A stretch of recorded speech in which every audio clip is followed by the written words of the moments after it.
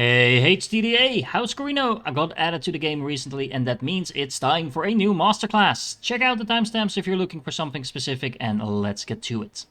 When it comes to the Councilors, I recommend that the first pick is Wenchichia Corrino. She will actually allow you to double up on all the awesome buildings that you're probably going to be building anyway. And what's better than one good building? Two good buildings. The Solari upkeep is definitely not an issue for Corrino because you are going to be a powerhouse when it comes to Solari production, so the 20% is really nothing to worry about. The second really good counselor that House Corrino has is Hasimir Fenring. Having the ability to explore with your agents anywhere on the map is very useful, especially in the late game when there's very strong discoveries on the other side of the map. And the 100% intel reduction for enemy agents is just a nice bonus, and especially in multiplayer that can be an advantage because that basically incentivizes your enemies to go somewhere else with their agents. Now, a close third pick is Princess Irulan. She has the development investment, which basically allows you to buff your enemies' villages, but also get some income in return for that. But buffing your enemies' villages is really something that you might not want to do, so it's really situational, and you really need to be careful on how you use that. The ability to use the Solari to cancel a negative resolution does come in handy, but it's not really something you would actively strive for. And definitely in the last spot, at least in my opinion, is Captain Aransham, because the 30% reduction on combat stats kind of makes your infantry units useless.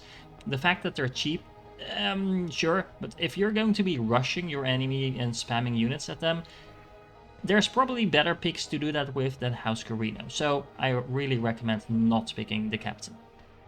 Once you get into the game, make sure you pause if you can, send your Ornithopter to the spy zone, which happens to be on the bottom for me over here. Queue up another Ornithopter, queue up an infantry unit and a ranged infantry unit, unpause, and then make sure you follow your Ornithopter because you're looking for the place where the village is in the zone. Now, for example, over here, it's on the stone, so this is clearly where I can go. It's also, in this case, the only thing in this zone. But sometimes there's different areas that you can explore, and in that case, you definitely want to make sure you go for the village first. After that, you can kind of automate your recon, but you do want to make sure you first scout the areas around your main base.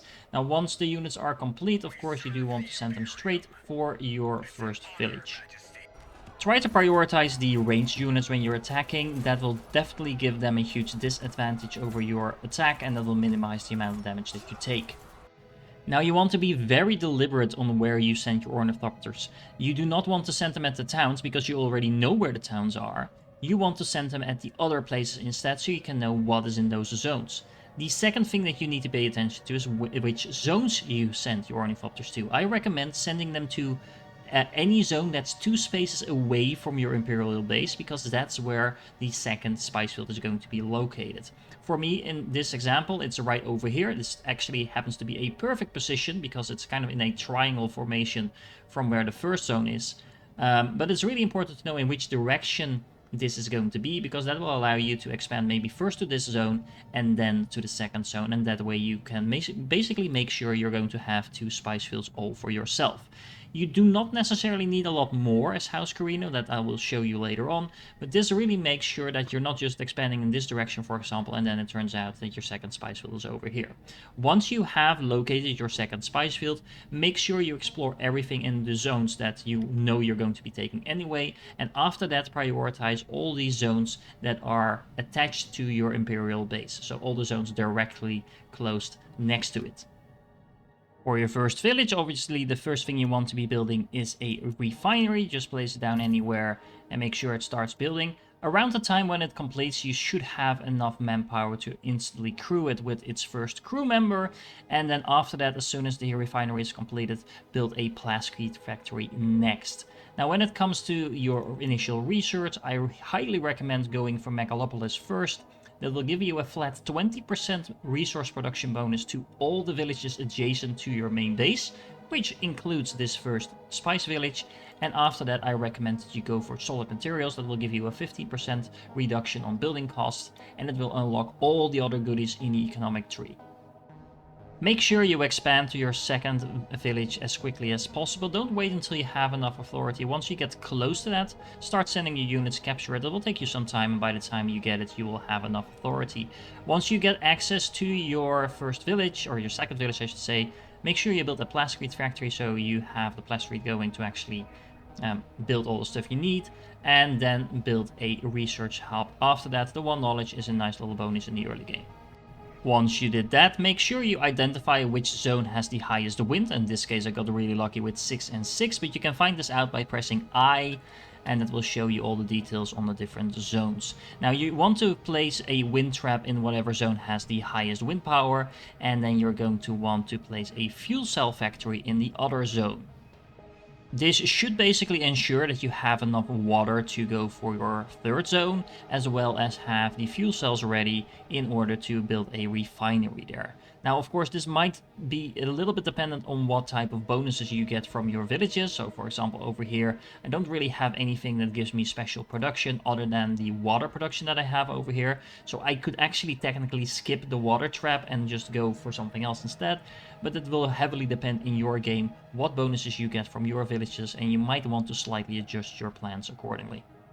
Somewhere around this time you will have completed your first 2 technologies, and then I highly recommend going for advanced engineering next. This will give you a 5% research production bonus for all the extra slots that you're using. You're going to be using all of them, so this is just a flat bonus to everything you're doing in every village. It also unlocks the processing plant, which can be a huge bonus resource income, so that's just a nice little thing to have on top of that. Now after that, normally I would recommend going for modular parts. That will give you the ability to boost your harvesters even further than you already can boost them, and then go straight for Gridex plane. After that will give you access to the spice silos to give your whole spice production another huge boost. Of course, try to locate the spice silos in between your spice zones if you can. If you don't, just place them wherever makes most efficient use of them and doesn't take up a slot that you're going to use for something else. And once you're done with that, you should be far into the mid-game already. Now, I do realize this is purely focusing on economics, but this is really where the House Corrino shines. Of course, if you're playing multiplayer, you might need to do something with defense. Spy network, generally speaking, as House Corrino is not the strongest, so I would recommend ignoring that. And most of the stuff in the exploration tree is just simply not that useful to House Corrino early on. As always, your first agent should be going into the Arrakis. That will allow you to actually explore the things on your map. It also will gain you some authority that you're going to need very badly in order to expand, because once again, expanding as House Corrino is really expensive, and it also means that your second agent should also go into the same zone as well. After that, I highly recommend going for the Landsraad. The influence is really important to have and will allow you to swing even more votes in your favor. When it comes to the Landsraad, before the voting you actually have the option to influence and either switch something from applying to a single faction if it was affecting all factions before, or vice versa. Generally speaking, that's not all that useful because of the amount of votes you already get as the House Corrino, so you can just spam into something that you really want, and by dumping all your votes into that, you should be able to more or less ensure that that's what you will end up getting. It's not always guaranteed, so if there's really nothing that you are interested from in these 3 votes, then I would recommend just spending your normal votes either for or against that specific thing, and then just leaving it at that and save your influence until the next vote where there might be something that you really want. A couple of other small tips for the early to mid game is that you should try to keep your manpower production up to around 4 or 5, but try to avoid building more than one other type of building that is not an economy building in each of your villages. The reason for that is that later on you will want to grab the Imperial Administration over in the Exploration tab. That will give you a flat 10% resource production in ally villages with 4 or more buildings of the same type. Now, because you're mostly going to be building economy buildings anyway, those 4 buildings should probably be economy buildings, especially in any region that you have spice production. So that means that by making sure that you adhere to that, you should be able to get that 10% bonus in pretty much every one of your villages. Now, the additional bonus to that is that you get an additional instance of your village traits, because you already have 2 of those traits in every village. That will allow you to double up on that and get twice that. And if you then on top of that, in your 6th slot, build an investment office, that will give you another instance of those special abilities that your villages will provide. So you get 3 times 2 is 6 trades per village if you build your village correctly, and that can really make the difference between an okay village or a super overpowered village. Lastly, don't forget to assign an ornithopter to your harvester. That will first of all make sure it doesn't get eaten by a worm.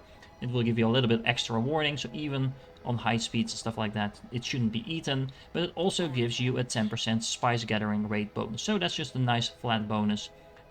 You might want to build a 3rd ornithopter just so you can make sure you keep exploring, but that's really up to you. Now, 2 other small tips is that if you don't know what to build in one of your villages, make sure you just build another plascrete factory. Remember, you can build 2 of those per city if you went with the councilors that I recommended, so 1, 2. You get bonus production from every resource slot because you advanced engineered the hell out of that. And all in all, that just means that you're just not letting any production go to waste. And the nice thing about plascrete factories is that they actually pay for themselves. They only cost plascrete to build. They have a plascrete upkeep that they're already paying for by themselves. And if you ever decide you want something else in this slot, just remove it and build something new again. The spice overview for House Corrino looks a little bit different to what you're used to with other factions. So you can see what you actually already got from those other factions at the start of this payment phase. So in this case, I got 80 plus 80 is 160 bribes / taxes from the other 2 factions. That's already included in my stockpile. So now all I need to do is make sure I fine tune my own production in order to meet the total fees. Now, don't count on getting these 190 and 180 spice during the next round. Just pretend that you're going to have to pay everything by yourself, but just make sure that every time a new phase starts, you check what you actually already got and then fine-tune accordingly. Especially later in the game, you should be getting a significant amount of spice from the other factions, assuming they're still alive, and that will definitely mean you might want to fine-tune your own production accordingly. Once you capture your 3rd zone, you should probably already have completed 2 payments to the guild, and that means you have a total of about 2000 hegemony.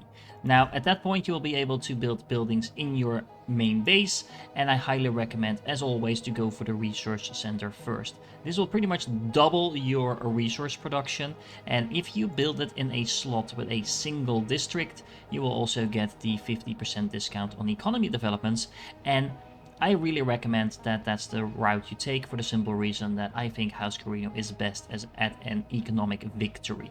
Now, from this point on, you also need to think about what type of victory you're actually going to go for, even if it's not an economy victory. So let's talk about that looking at the technologies. So, win conditions. Going for a military victory as House Corrino is probably not worth the effort. For the simple reason you're not able to expand as fast as the other factions, so actually getting to the other side of the map is going to be slightly difficult.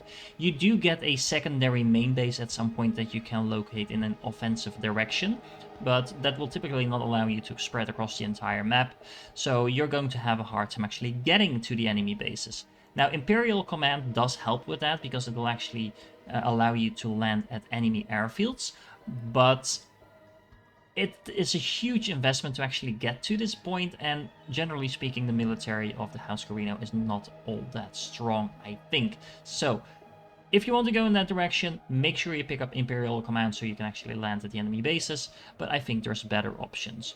When it comes to the Assassination Victory, again, House Corrino doesn't really have anything in particular going for itself. You do get a couple of special abilities in this tech tree, but nothing really helps you with the actual assassination part of the game, so I don't think necessarily that's the direction you want to go for. A diplomatic victory, on the other hand, is definitely possible as House Corrino, because you get so many votes, you could probably go for that. But again, I think, for example, House Atreides is much more suited for that. Now, that kind of leaves the economic victory, and that's really where I do think House Corrino has everything working for itself. You do get the huge bonus from Megalopolis for basically all the production close to your main base. Main bases, plural, because again, you do get a second main base, and if you place that in a tactical position that makes sure that it's hugging all your zones as best you can actually double up on this bonus, so get a 40% resource production increase on those zones that are next to 2 of your bases. On top of that, like I said, you get that resource production from advanced engineering, and what you could also pick up is imperial administration for another resource production bonus in your villages. That basically allows you to stack up all those bonuses on a few villages, and that will give you an insane amount of production if done properly. Now, since you're investing so much in economic research already, that also makes it fairly easy to pick up the COAM support. That will actually reduce the buying price for COAM shares, and that is the way for an economic victory.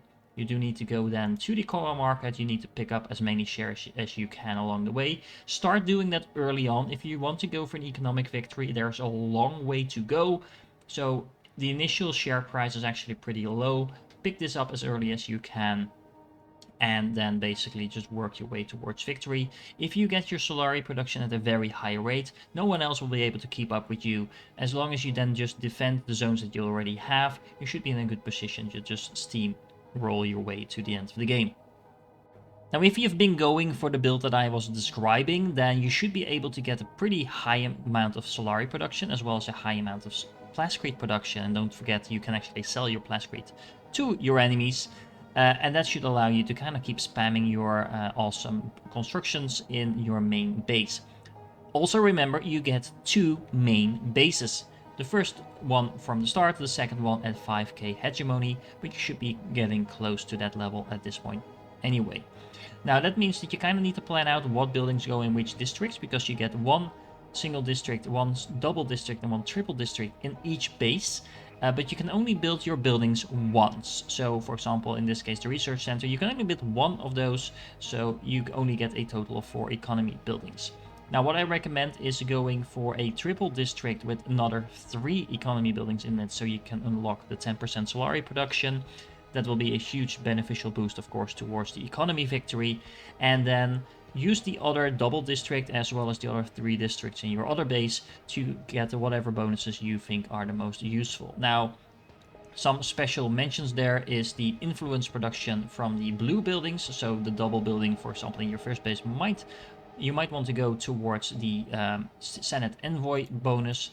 Mostly because you also want to get the administrative hall pretty early on. The authority production is huge. The hegemony gains not necessarily all that useful unless you're going for a hegemony win, of course, which you can as House Corrino. It's not a bad option. But anyway, that might be an option to go for. And then last but not least, I think both of those military double and triple bonuses are very nice, especially if you're going for the more defensive approach. Might as well just pick up the armor and make yourself an uninviting target. And just to give you an impression of how insane it can get, right now I have almost 1k Solari production, a decent amount of all the other production, a huge amount of influence production, a huge amount of research, and all of that is done by making sure I leverage the bonuses from my 2 imperial bases. I have a second one over here in a kind of a defensive position, so I can defend against the smugglers, or sorry, the Fremen over here. I'm also making use, because I'm not really planning to expand at this point anymore, I'm making use of the special building called the Propaganda Office that boosts my production with a flat 30% on top of all the other bonuses that we're already getting. So that just means that we're getting huge amounts of spice productions on top of, like I said, all the other bonuses that we were already getting. Now, if you just keep this up, it will be very easy to just keep spamming the buy button on these 20 COAM shares. That should get your percentage up and running really fast. And all then you need to do is just defend, sit back, and enjoy the show while all the other factions are wondering what the hell is happening. I hope you enjoyed this guide, you found it useful. If I missed anything, make sure you leave it in the comments. Like and subscribe to the channel if you haven't done so already, and I will catch you in the next one.